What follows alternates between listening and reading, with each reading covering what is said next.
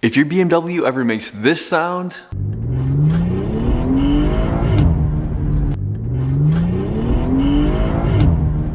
I'm going to show you how to fix it.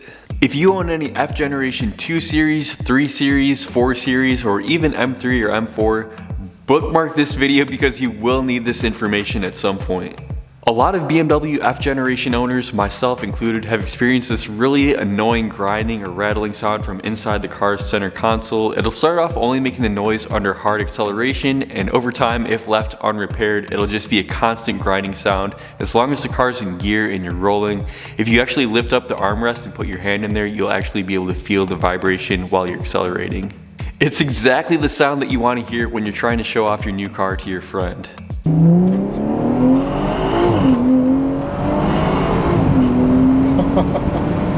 The culprit is this clip that holds the parking brake cables to the underside of the car. As you can see, over time they can break off, allowing the cables to hang down and drag on the drive shaft. Underneath the car, the parking brake cables come out from where the handbrake is, and then it goes out a couple feet back from there, and then they're clipped onto the underside of the car with one of these clips before going off into a Y where each cable goes to one of the rear wheels. Now, of course, being a BMW, this crucial part is only made out of cheap, flimsy plastic that gets brittle. As you can see, it just kind of snaps off just like that. And so when it first happens, it'll only make that sound under hard acceleration as the car kind of squats down and the drive shaft pinches those cables, and over time, gravity will cause the cables to droop down where they're just in constant contact with the drive shaft, so it's always making that noise at any speed.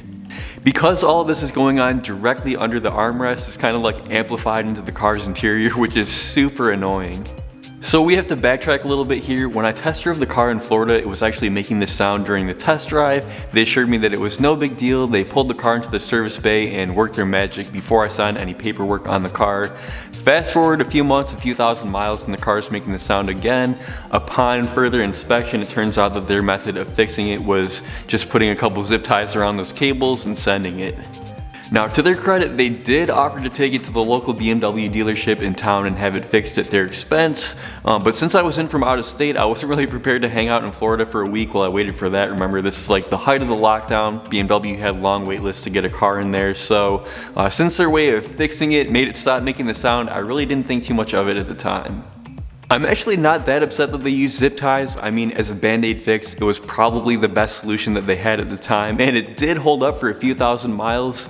But I think I'm more upset that the dealership didn't tell me this over the phone before I made a deposit and bought plane tickets down to Florida. I mean, it's not like the listing said, clean 2017 340i, low mileage. Oh, and by the way, it goes whenever you're accelerating. Luckily, it's a cheap fix. I got mine from fcpeuro.com for around $8. I'll put a link down below if you want to get one. The part number for the genuine BMW retainer clip is 344-068-54898. This job is a little tricky because you have to take a bunch of stuff apart to be able to get to this part, and with the drive shaft still being right in your way, it still doesn't give you a whole lot of room to work. Now, I already went ahead and replaced this because it was driving me freaking nuts, but I'm going to take you under the car. I'm going to show you everything that you need to do to replace this clip. Jack up the rear of the car and support it with jack stands.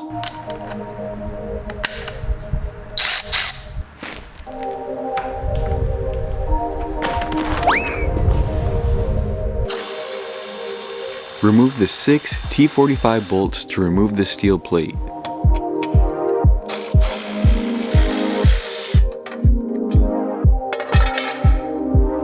Next, we need to lower the exhaust.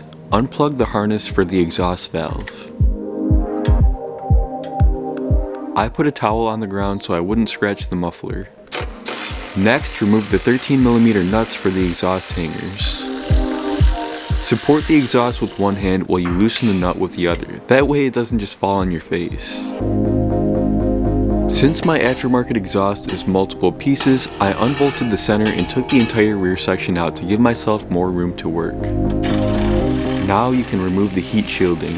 They're just a few 10mm nuts.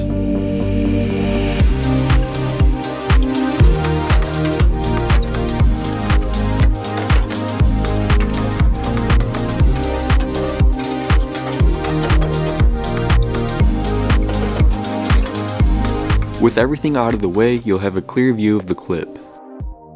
You won't be able to fit a socket in there, but a standard 13mm wrench will work just fine. If you have one that ratchets, that's even better.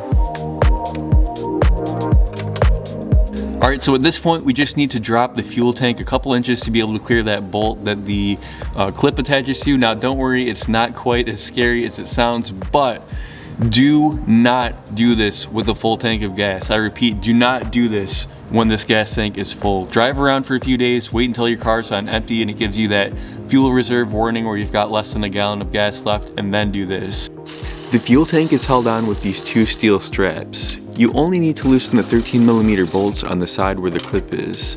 So since I already replaced my clip a little while ago, there's not a whole lot more for me to show under here, but basically once you pull down the fuel tank, you're going to pull off your old clip, you're going to put the new one on with that 13mm nut, you're going to attach your brake cables, hopefully the new clips don't break, and that's pretty much all there is to it. You're just going to go ahead and reassemble everything else under the car.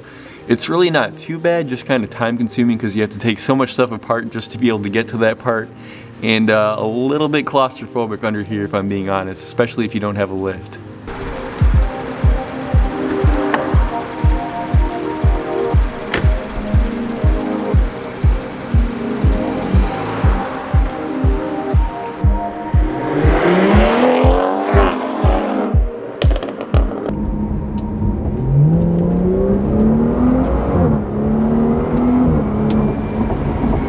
Nice.